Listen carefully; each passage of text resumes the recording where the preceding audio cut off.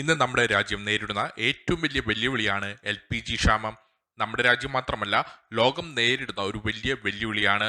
നമ്മുടെ ദൈനംദിന ജീവിതത്തിലെ ഏറ്റവും പ്രധാനപ്പെട്ട ഒന്നായ LPG അഥവാ ലിക്വിഡ് പെട്രോളിയം ഗ്യാസിന്റെ ലഭ്യത കുറവ്. ഇന്ത്യ ഉപയോഗിക്കുന്ന LPGയുടെ 66% വിദേശത്തു നിന്നാണ് ഇറക്കുമതി ചെയ്യുന്നത്. അതിൽ 90% മിഡിൽ ഈസ്റ്റിൽ നിന്നാണ്. LPG 1910 അമേരിക്കൻ രസതന്ത്രജ്ഞൻ ഡോക്ടർ വാൾട്ടർ സ്നെല്ലിംഗ് ആണ് കണ്ടെത്തുന്നത്. ഗാസോലിൻ വേഗത്തിൽ ആവി മാറുന്ന അന്വേഷിച്ചപ്പോൾ പ്രൊപ്പേൻ, ബ്യൂട്ടേൻ എന്നീ ഘടകങ്ങൾ കണ്ടുപിടിച്ചു. 1912 ആദ്യ LPG ഉൽപ്പന്നങ്ങൾ വാണിജ്യ ആവശ്യത്തിന് വിപണിയിലെത്തി.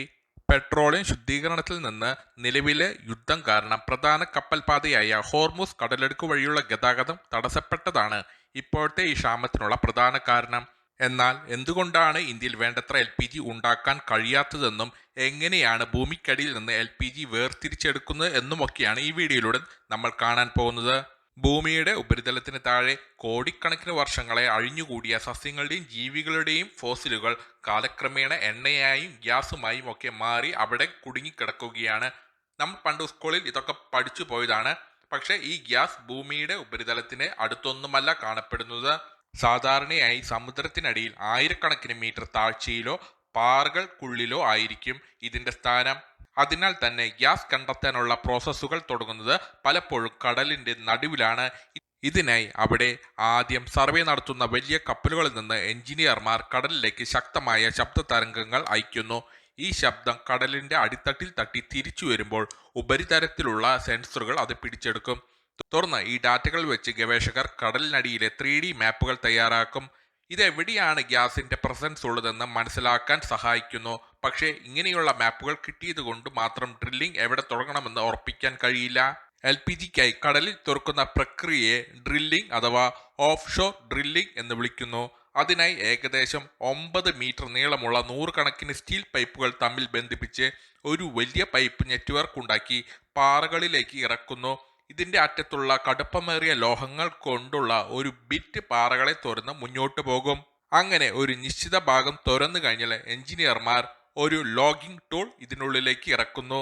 ആ ഉപകരണം പാറകൾക്കിടയിലേക്ക് സിഗ്നലുകൾ അയച്ച് അവിടുത്തെ പ്രഷറും പാറയുടെ സ്വഭാവവും മനസ്സിലാക്കി വിവരങ്ങൾ മുകളിലേക്ക് അറിയിക്കുന്നു. കോടിക്കണക്കിന് രൂപ ചെലവാക്കി കുഴിക്കുന്ന ഈ കുഴികൾ ലാഭമുണ്ടാക്കുമോ അതോ വെറുതെയാകുമോ എന്ന് തീരുമാനിക്കുന്നത് ഈ കിട്ടുന്ന ഡാറ്റകളാണ്.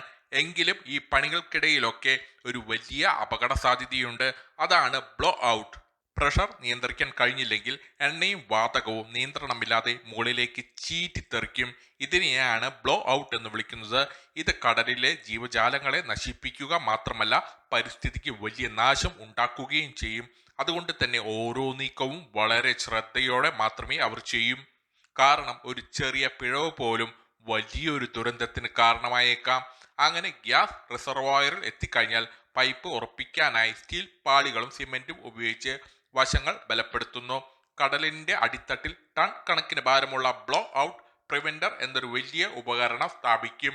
എന്തെങ്കിലും അപകടം കണ്ടാൽ നിമിഷങ്ങൾക്കുള്ളിൽ വാതക മുഴുക്ക് പൂർണ്ണമായും തടയാൻ ശേഷിയുള്ള വാൽവുകൾ ഇതിലുണ്ട്. ഹൈ പ്രഷർ അഥവാ 10,000 PSI പ്രഷർ പോലും തടയാൻ ഇതിന് സാധിക്കും. ഇത്രയും സുരക്ഷ ഉറപ്പാക്കി കഴിഞ്ഞാൽ മാത്രമേ ഗ്യാസ് പുറത്തെടുക്കൂ. ആദ്യം ഭൂമിക്കടിയിലെ പ്രഷർ കാരണം ഗ്യാസ് തനിയെ മുകളിലേക്ക് വരും. പ്രഷർ കുറയുമ്പോൾ ഗ്യാസ് തിരിച്ചടിച്ചോ പമ്പുകൾ ഉപയോഗിച്ചോ ഗ്യാസ് മുകളിലേക്ക് എത്തിക്കുന്നു. ഇങ്ങനെ വരുമ്പോൾ ഗ്യാസിനോടൊപ്പം വെള്ളവും എണ്ണയും മണലും എല്ലാം കലർന്നിട്ടുണ്ടാകും. ഗ്യാസ് മുകളിൽ എത്തിയാൽ ആദ്യം ചെയ്യേണ്ടത് ഈ മിശ്രിതത്തെ വേർതിരിക്കുകയാണ്. പൈപ്പിലൂടെ വരുന്ന വെറും ഗ്യാസ് മാത്രമല്ലല്ലോ, അതിൽ വെള്ളവും എണ്ണയും മണലും എല്ലാം വീണ്ടും ഉണ്ടാകും. പ്ലാറ്റ്ഫോമിലെ മെഷീനുകൾ ഉപയോഗിച്ച് ഇതിനെ ഗ്യാസ്, ലിക്വിഡ്, ഹൈഡ്രോ കാർബൺ, വെള്ളം എന്നിങ്ങനെ 3ആയി തരംതിരിക്കും. വെള്ളം വൃത്തിയാക്കി കടലിലേക്ക് തന്നെ തിരിച്ചുവിടും. കൂടെ കിട്ടുന്ന എണ്ണ ശേഖരിച്ച് വെക്കുകയും ബാക്കിയുള്ള ഗ്യാസ് ശുദ്ധീകരണത്തിനായി അയക്കുകയുമാണ് ചെയ്യുന്നത്. ഈ ഘട്ടത്തിലാണ് ഗ്യാസിന്റെ ഈർപ്പം നീക്കം ചെയ്യുന്നത്. ഇത് പൈപ്പിനുള്ളിൽ തുരുമ്പ് പിടിക്കുന്നതും ഗ്യാസ് തണുത്ത് ഐസാകുന്നത് തടയാൻ സഹായിക്കും. ഈ സമയത്തെല്ലാം ആയിരക്കണക്കിന് സെൻസറുകൾ പ്രഷറും ടെമ്പറേച്ചറും എല്ലാം ചെക്ക് ചെയ്തുകൊണ്ടേയിരിക്കും. ഈ വിവരങ്ങൾ കരയിലുള്ള എഞ്ചിനീയർമാർക്കും കാണാൻ സാധിക്കും. എന്തെങ്കിലും വ്യത്യാസം കണ്ടാലുടൻ തന്നെ മെഷീനുകൾ തനിയെ പ്രവർത്തനം അവസാനിപ്പിക്കും. അതുകൊണ്ട് തന്നെ കടലിലെ ഗ്യാസ് ഉൽപാദനം അതീവ ശ്രദ്ധയോടെ ചെയ്യേണ്ട ഒരു ജോലിയാണ്. ചെറിയൊരു പിഴവ് വന്നാൽ പോലും കോടികളുടെ നഷ്ടവും കടലിന് ദോഷവും അത് വരുത്തുന്നു. ശേഷം ഇതിലുള്ള കാർബൺ ഡയോക്സൈഡ്, ഹൈഡ്രജൻ സൾഫൈഡ് തുടങ്ങിയ ഹാംഫുൾ ആയിട്ടുള്ള ഗ്യാസുകൾ മാറ്റിയെടുക്കും. തുടർന്ന് ഈ ഗ്യാസിനെ നല്ല രീതിയിൽ തണുപ്പിച്ചെടുക്കുന്നു. തുടർന്ന് ഇതിൽ നിന്ന് മീഥേൻ വേർതിരിച്ചെടുത്ത് സാധാരണ പ്രകൃതിവാതകമായി മാറ്റും. അല്ലെങ്കിൽ അതിനെ -162 ആയി തണുപ്പിച്ച് LNG അഥവാ ലിക്വിഡ്ഫൈഡ് നാച്ചുറൽ ഗ്യാസ് ആക്കി മാറ്റിയെടുക്കും. ഇതിലുള്ള ഈത്തേൻ എന്ന ഭാഗം പ്ലാസ്റ്റിക് നിർമ്മാണത്തിനായി പെട്രോകെമിക്കൽ വ്യവസായത്തിന് കൈമാറുകയാണ് ചെയ്യുന്നത്. നമ്മുടെ വീടുകളിൽ ഉപയോഗിക്കുന്ന LPG അഥവാ ലിക്വിഡ്ഫൈഡ് പെട്രോളിയം ഗ്യാസ് ഉണ്ടാക്കുന്നതോ ഇതിലെ പ്രൊപ്പൈൻ, ബ്യൂട്ടേൻ എന്നിവയെ പ്രഷർ നൽകി ലിക്വിഡ് രൂപത്തിലാക്കിയിട്ടാണ്. ഇനി എന്തെങ്കിലും ബാക്കിയുണ്ടെങ്കിൽ അവയെ ശേഖരിച്ച് ലൈറ്റ് ക്രൂഡ് ഓയിൽ പോലെ ശുദ്ധീകരിച്ചെടുക്കുകയാണ് ചെയ്യുന്നത്. കരയിലുള്ള ഗ്യാസ് എടുക്കൽ സമുദ്രത്തിലെ ഗ്യാസ് എടുക്കുന്നതിനേക്കാൾ ചിലപ്പോൾ ബുദ്ധിമുട്ടേറിയതും ചിലവേറിയതുമാണ്. ഇവിടെയും ആദ്യം പലവിധ ശാസ്ത്രീയ പരിശോധനകൾ നടത്തി ഗ്യാസ് എവിടെയുണ്ടെന്ന് കണ്ടെത്തുകയാണ് ചെയ്യുന്നത്. അങ്ങനെ പാറകളുടെ സ്വഭാവം നോക്കി അനുയോജ്യമായ സ്ഥലം കണ്ടെത്തിയാൽ ഡ്രില്ലിംഗ് തുടങ്ങുന്നു. ആദ്യം കുത്തനെ താഴേക്ക് കുഴിക്കും. പക്ഷേ പാറകൾക്കിടയിൽ ഗ്യാസ് കുടുങ്ങിക്കിടക്കുന്നത് കൊണ്ട് പലപ്പോഴും കുത്തനെ കുഴിച്ച ശേഷം വശങ്ങളിലേക്ക് പൈപ്പ് തിരിച്ചുവിടും. മൈലുകളോളം വശങ്ങളിലേക്ക് ഇങ്ങനെ കുഴിക്കാൻ സാധിക്കും. പക്ഷേ വശങ്ങളിലേക്ക് കുഴിച്ചതുകൊണ്ട് മാത്രം ഗ്യാസ് പുറത്തേക്ക് വരില്ല. അവിടെയാണ് ഫ്രാങ്കിങ് എന്ന രീതി ഉപയോഗിക്കുന്നത്. അതായത് ഇതിനായി വെള്ളവും മണലും കെമിക്കലുകളും വലിയ മർദ്ദത്തിൽ താഴേക്ക് പമ്പ് ചെയ്യും. ഈ മർദ്ദത്തിൽ പാറകളിൽ വിള്ളലുകൾ ഉണ്ടാക്കും. മണൽ തരികൾ ഈ വിള്ളലുകൾ അടയാതെ പിടിച്ചു നിർത്തും. അങ്ങനെ ഗ്യാസ് പുറത്തേക്ക് വരും. ഇതിൽ നിന്ന് കിട്ടുന്ന ഗ്യാസിനൊപ്പം വെള്ളവും എണ്ണയും ഉണ്ടാകും. ശേഷം ഉപരിതലത്തിലേക്ക് എത്തുമ്പോൾ ഇവയെ വേർതിരിച്ചെടുക്കാനുള്ള ടാങ്കുകളിലേക്ക് അയക്കുന്നു. അങ്ങനെ ഗ്യാസ് മുകളിലേക്ക് വന്ന് പൈപ്പുകളിലേക്ക് പോകും. എണ്ണയും വെള്ളവും താഴെ അടിഞ്ഞ് വേറെ ശേഖരിക്കും.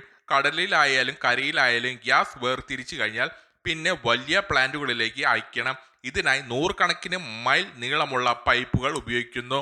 ഗ്യാസിന്റെ മർദ്ദം നിലനിർത്താൻ ഇടയ്ക്കിടെ കംപ്രസർ സ്റ്റേഷനുകൾ ഉണ്ടാകും. ദൂരെയുള്ള സ്ഥലങ്ങൾ ആണെങ്കിൽ ഗ്യാസ് ലിക്വിഡാക്കി മാറ്റിയ ശേഷം കപ്പലുകളിലോ വലിയ ട്രക്കുകളിലോ ആണ് കൊണ്ടുപോകുന്നത്. ഏത് വഴിയിലൂടെ കൊണ്ടുപോയാലും സെൻസറുകൾ ഉപയോഗിച്ച് ഗ്യാസ് ചോരുന്നുണ്ടോ എന്ന് എപ്പോഴും നോക്കിക്കൊണ്ടേയിരിക്കും. ഇപ്പോൾ നമ്മുടെ LPG തയ്യാറായി. പക്ഷേ ഇത് സൂക്ഷിക്കാൻ ശക്തമായ ഒരു ആർമർ വേണം. അതാണ് നമ്മുടെ ഗ്യാസ് സിലിണ്ടർ. ഇതിനായി പവർഫുൾ സ്റ്റീൽ ഷീറ്റുകളാണ് ഉപയോഗിക്കുന്നത്. ഇതിനായി മെഷീനുകൾ ഉപയോഗിച്ച് ഇവയെ കൃത്യമായ അളവിൽ മുറിച്ചെടുക്കും. 1 മില്ലിമീറ്റർ വ്യത്യാസം പോലും സുരക്ഷയെ ബാധിക്കുമെന്നതിനാൽ അളവുകൾ അത്രയും കൃത്യമായിരിക്കണം. ഈ സ്റ്റീൽ കഷ്ണങ്ങളെ വലിയ മെഷീനുകൾ ഉപയോഗിച്ച് സിലിണ്ടർ രൂപത്തിലാക്കി മാറ്റുന്നു. പിന്നീട് ഇവയെ വെൽഡ് ചെയ്ത് യോജിപ്പിക്കും. 1000 ഡിഗ്രി ചൂടിലാണ് ഇത് ചെയ്യുന്നത്. ഓരോ വെൽഡിങ്ങും കൃത്യമാണോ എന്ന് സെൻസറുകൾ പരിശോധിക്കും. ഇതിനുശേഷം വാൽവ് വയ്ക്കാനുള്ള ഭാഗവും പിടിക്കാനുള്ള ഹാൻഡിലും താഴത്തെ വളയവും എല്ലാം വെൽഡ് ചെയ്ത് ചേർത്ത് പിടിപ്പിക്കുന്നു. എല്ലാം കഴിഞ്ഞ് എവിടെയെങ്കിലും ചോർച്ചയുണ്ടോ എന്ന് പരിശോധിക്കണം. സിലിണ്ടറിന്റെ ബോഡി റെഡിയായി കഴിഞ്ഞാൽ അതിലെ തുരുമ്പും അഴുക്കും കളയാൻ വലിയ വേഗതയിൽ മണലടിച്ചു കയറ്റുന്ന സാൻഡ് ബ്ലാസ്റ്റിംഗ് വഴിയോ അല്ലെങ്കിൽ കെമിക്കലുകൾ ഉപയോഗിച്ചോ അതിലെ കറയും തുരുമ്പും എല്ലാം പൂർണ്ണമായി നീക്കം ചെയ്യും. അതിനുശേഷം തുരുമ്പ് പിടിക്കാതിരിക്കാൻ പെയിന്റ് അടിക്കുകയും ചെയ്യും. ഗ്യാസ് ഏത് കമ്പനിയുടേതാണോ ആ നിറം നൽകി ഹീറ്റഡ് ചേമ്പറുകളിൽ വെച്ച് പെയിന്റ് ഉണക്കിയെടുക്കുകയാണ് പിന്നീട് ചെയ്യുന്നത്. ഈ പെയിന്റ് വർഷങ്ങളോളം സിലിണ്ടറിനെ സംരക്ഷിക്കും. ഗ്യാസ് നിറയ്ക്കുന്ന ലൈനിലേക്ക് വിടുന്നതിന് മുമ്പ് ഓരോ കാലി സിലിണ്ടറും ഒരു തകരാറും ഇല്ലെന്ന് ഉറപ്പുവരുത്താൻ ലീക്ക് ടെസ്റ്റും നടത്തേണ്ടതുണ്ട്. ഇതിനായി സിലിണ്ടറിനുള്ളിൽ സാധാരണയേക്കാൾ വളരെ ഉയർന്ന പ്രഷറിൽ വായു നിറച്ച ശേഷം ഒരു വലിയ വെള്ള ടാങ്കിൽ പൂർണ്ണമായും മുക്കിവെക്കും. ആ സമയത്ത് സിലിണ്ടറിന്റെ ബോഡിയോ വെൽഡ് ചെയ്ത ഭാഗത്തോ എവിടെയെങ്കിലും ഒരു കുഞ്ഞു കുമളിയെങ്കിലും വരുന്നുണ്ടെങ്കിൽ അവിടെ ഒരു ചെറിയ ഓട്ടയുണ്ടെന്ന് മനസ്സിലാക്കാം. അത്തരം സിലിണ്ടറുകൾ അപ്പോൾ തന്നെ മാറ്റിവെക്കുന്നു. ഗ്യാസ് നിറയ്ക്കുന്ന സ്റ്റേഷനിൽ വെച്ച് വലിയ സംഭരണ ടാങ്കുകളിൽ സൂക്ഷിച്ചിരിക്കുന്ന LPG മിതമായ പ്രഷറിൽ ഫിലിം സിസ്റ്റത്തിലേക്ക് എത്തിക്കും. സിലിണ്ടറിലെ പ്രത്യേക വാൽവുമായും ഈ സിസ്റ്റം ബന്ധിപ്പിച്ചിട്ടുണ്ടാകും.